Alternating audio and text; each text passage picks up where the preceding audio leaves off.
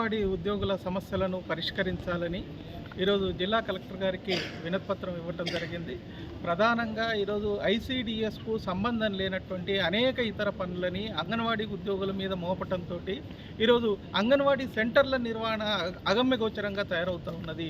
రోజు రోజుకి పిల్లల సంఖ్య తగ్గిపోతున్నటువంటి పరిస్థితి ఉన్నది. దీన్ని నివారించాలని ఐసీడీఎస్కు సంబంధం లేనటువంటి పనుల్ని అప్పగించకూడదనేటువంటిది కోరుతా ఉన్నాం. 2-3 రోజుల నుంచి మిషన్ భగీరథ సర్వేలు చేయాలని ఈరోజు అంగన్వాడీ టీచర్ల మీద గ్రామ పంచాయతీ సెక్రటరీలు, ఎంఆర్ఓలు, అట్లాగే ఐసీడీఎస్ అధికారులు తీవ్రమైనటువంటి ఒత్తిడి తీసుకొస్తూ ఉన్నారు. ఇప్పటికే ఆన్లైన్లో 4 యాప్ల్లో ఈరోజు రిపోర్టు పంపడంతో పాటు 14 రకాల రికార్డులని రోజు అంగన్వాడీ టీచర్లు రాసేటువంటి పరిస్థితి ఉన్నది.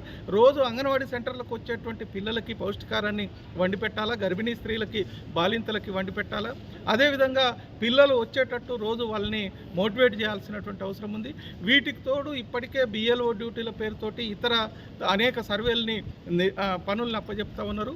ఇది అంగన్వాడీ ఉద్యోగుల మీద పనిభారం పెరిగి అంగన్వాడీ సెంటర్ల నిర్వహణ పక్కన పోయేటువంటి పరిస్థితి వచ్చింది.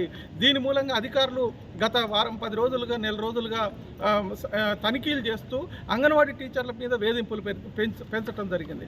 ఒకవైపు ఏమో అధికారులే ఇతర పనులు అప్పచెప్తా ఉన్నారు, రెండో వైపు ఈరోజు సెంటర్ నిర్వహణలో లోపాలు ఉన్నాయనే పేరుతోటి ఈరోజు వేధింపులకు గురి చేస్తూ ఉన్నారు. వేతనాలని కోతలు విధిస్తూ ఉన్నారు. వారం రోజులు, 10 రోజులు, 15 రోజుల వేతనాలు కూడా కోతలు పెట్టినటువంటి పరిస్థితి ఉన్నది. ఇది మానుకోవాలనేటువంటిది కోరుతా ఉన్నాం. ఈ రకమైనటువంటి వేధింపులు మానుకోకపోతే అధికారులకు వ్యతిరేకంగా పోరాటం చేయాల్సి వస్తుందని హెచ్చరిస్తూ ఉన్నాం.